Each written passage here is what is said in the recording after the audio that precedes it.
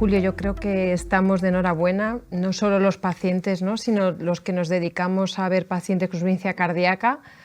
Estamos en una época dulce, yo creo que histórica, fundamentalmente los pacientes con insuficiencia cardíaca y fracción de eyección preservada, que están ahora en el foco, están como de moda, ¿no?, porque es una patología que, aunque siempre ha estado ahí, pues ha estado un poco huérfana. No es que no nos gustara a los clínicos, pero nos sentíamos a veces un poco frustrados, tanto porque no es fácil de diagnosticar y porque tampoco teníamos muchas herramientas terapéuticas que pudiéramos realmente ofrecerles a estos pacientes.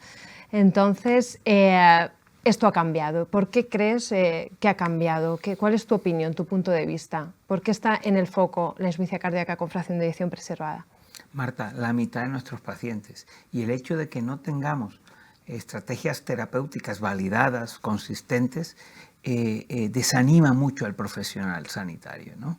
Cuando no sabemos muy bien cómo actuar ante un escenario clínico complejo como es el de la insuficiencia cardíaca y fracción de eyección preservada, no sé, muchos, no todos, obviamente, miran hacia otra parte. Y esto es lo que ha cambiado. Afortunadamente han llegado los ISGLT2, que en mi opinión representan el avance terapéutico farmacológico más importante en décadas en la insuficiencia cardíaca. Afortunadamente, como ya decías tú, han aparecido múltiples agentes farmacológicos que funcionan, pero desde luego los ISGLT2 representan una revolución. ¿Por qué?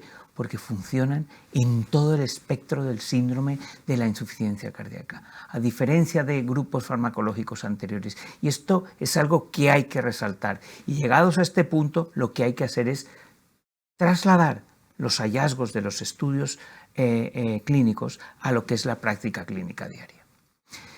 En ese sentido, Marta, a mí me gustaría que me recordaras o que nos recordaras específicamente qué aspecto destacarías del estudio de LIVER, estudio que evaluó la eficacia y seguridad de dapagliflozina en insuficiencia cardíaca y fracción de eyección preservada. Pues nada, Julio, yo creo que estarás de acuerdo conmigo que ha sido clave, ¿no? Cuando pues, los primeros resultados de EMPRO-PRESERVE, pues, para nosotros pues, fue una alegría, pero es cierto que todavía había escepticismo, ¿no? Las FEBIs mayores del 50%, pues porque hablábamos de preservada. Entonces, bueno, yo creo que lo fundamental del DELIVER es que hay una editorial muy, muy chula, que es de nuestro amigo Tony Vallés, que acaba con la tiranía de la FEBI, ¿verdad? Confirma por primera vez que se beneficia, que los ISGLT2 son beneficiosos en su grupo de FEBIs mayores del 50%, o sea, estos pacientes con FEBI preservada o levemente reducida, que también en todos los estudios ya hablan de levemente reducida, ¿no? Que sí. Era otra crítica que nos hacían, ¿por qué llamas preservada FEBI mayor del 40? Bueno, hablemos con propiedad, FEBI levemente reducida o preservada. Entonces yo creo que esa ha sido la clave. Ha acabado con la tiranía de la FEBI e incluso ha supuesto un poco la pregunta y el debate, que es un debate bonito y pertinente, si debemos esperar la fracción de eyección para implementar esta terapia. ¿Tú qué opinas de eso? Absolutamente pertinente. Yo, antes de responderte la pregunta, diría que en el estudio de LIVER más de una tercera parte de los pacientes tenían FEBIs. Realmente entre 50 y 60 parece ser que hay menos dudas, ¿no? Estudios previos así sugerían. Realmente la duda surgía en el paciente, lo que se denomina hoy en día insuficiencia cardíaca con FEBI supranormal.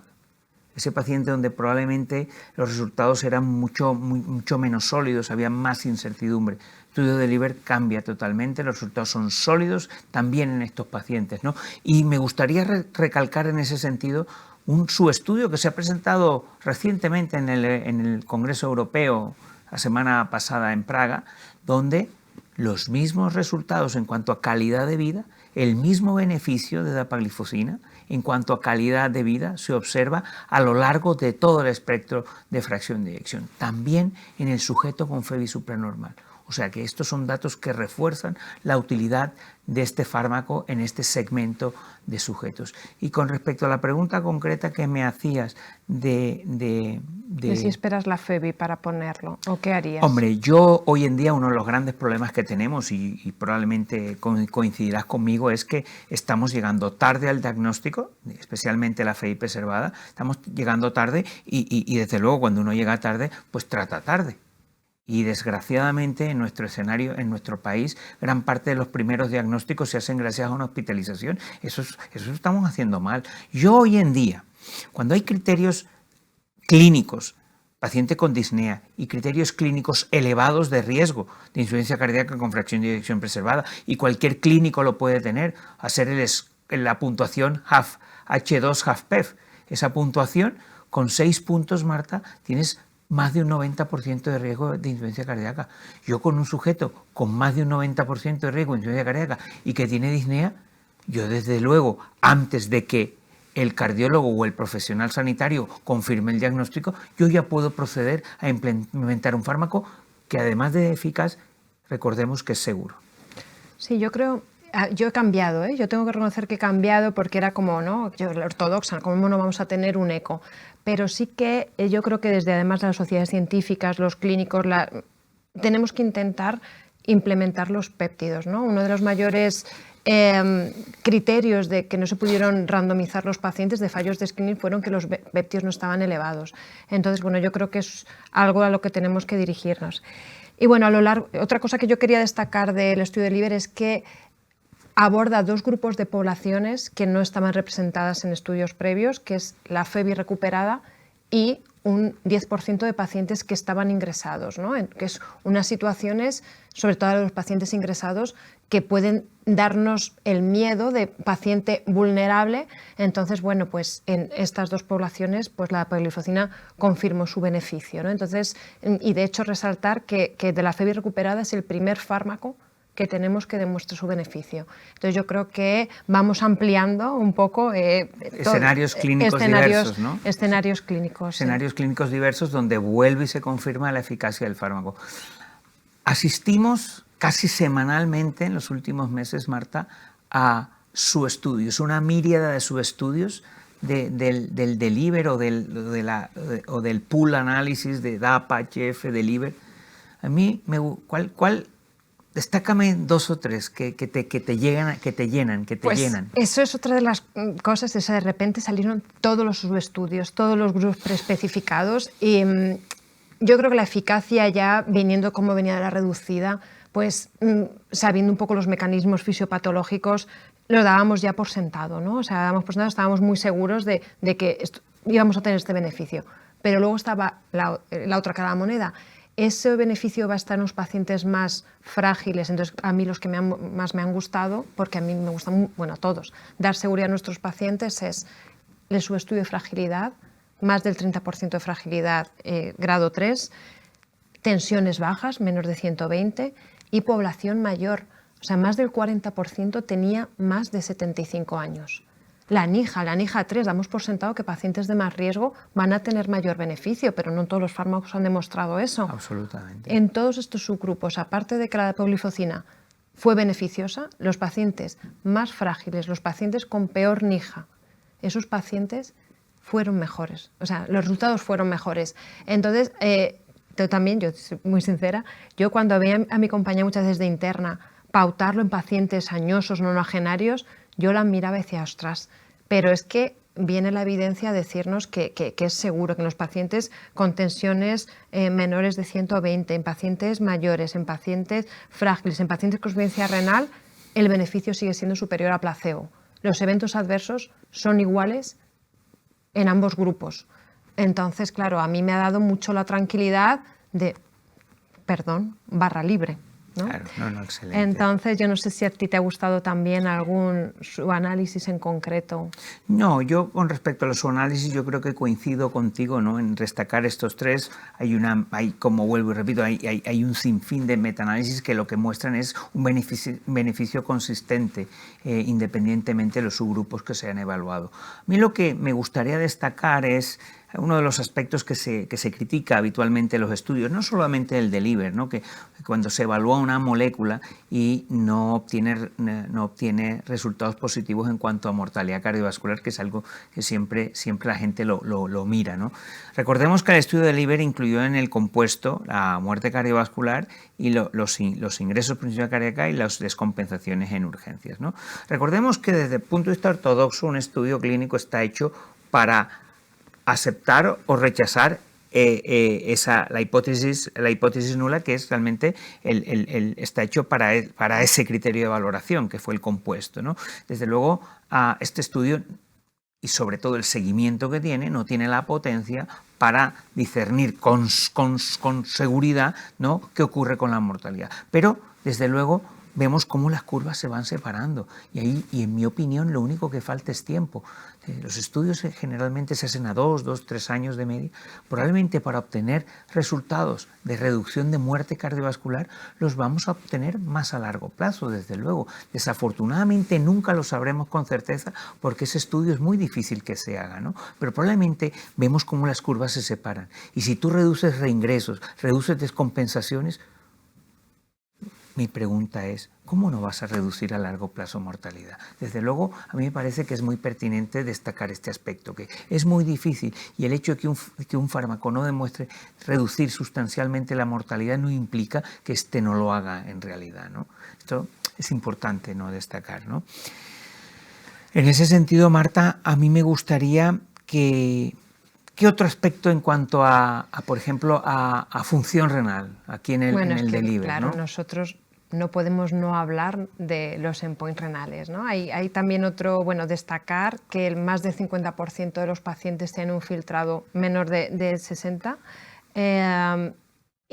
Igual, es cierto que cuando vemos endpoints renales, ¿por qué se ha decidido que el descenso en la tasa de descenso de filtrado glomerular sea el endpoint subrogado que utilizamos ahora generalmente en nuestros estudios de eventos cardiovasculares?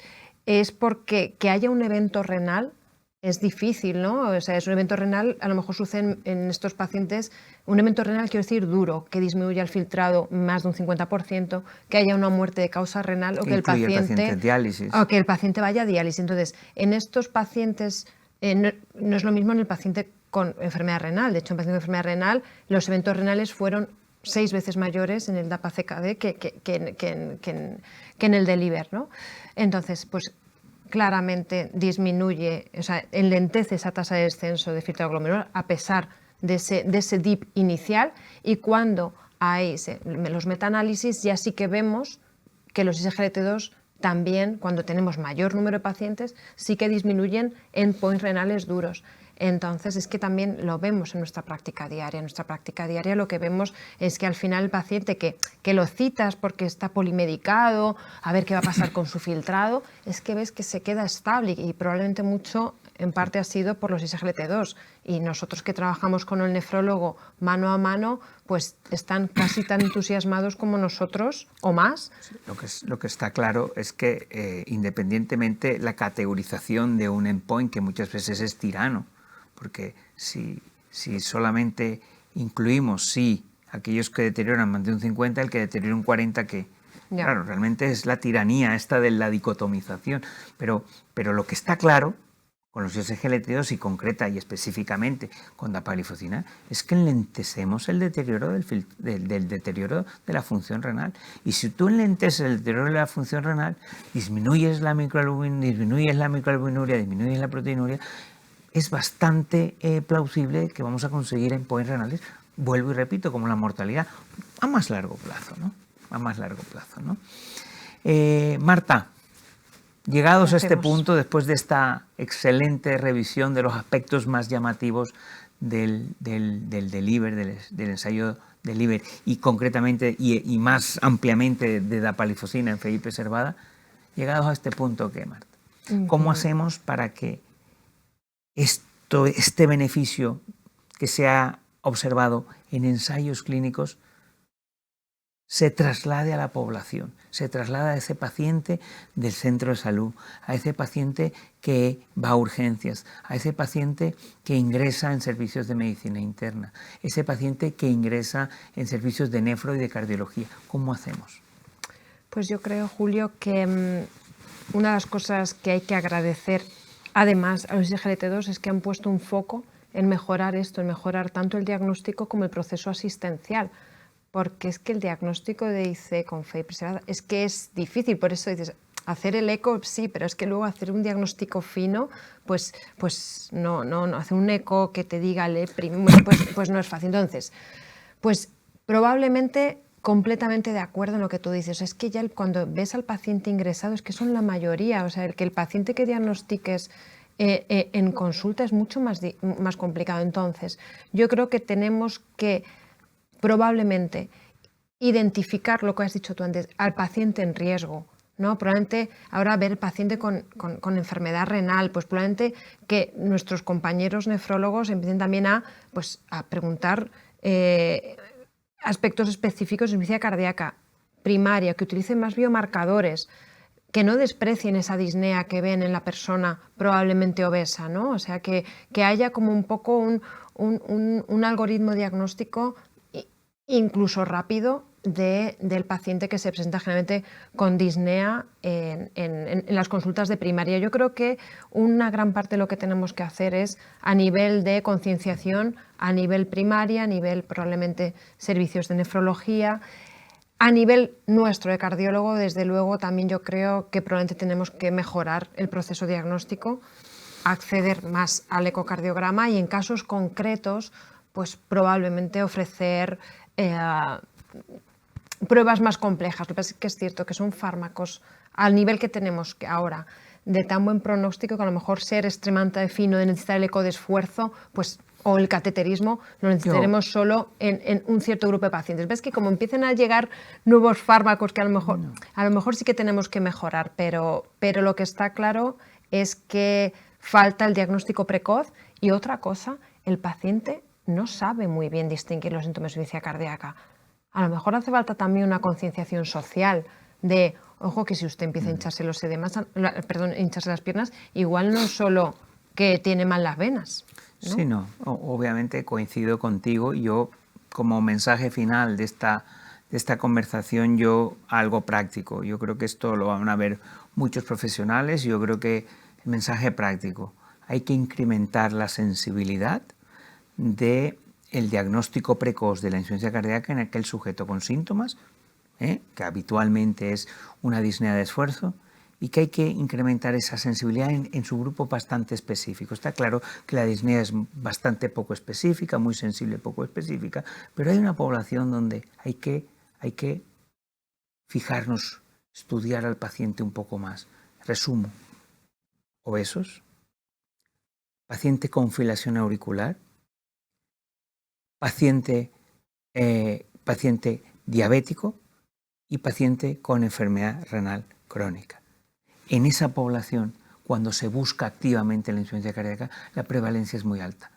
Y en esos enfermos, ya por la diabetes y la enfermedad renal crónica, ya está sentado la indicación de ISGLT2. O sea que hay que movernos proactivamente a tratamiento precoz con estos fármacos en esos escenarios de riesgo. Pues vamos a por ello, ¿no? Genial, Marta. Muy bien.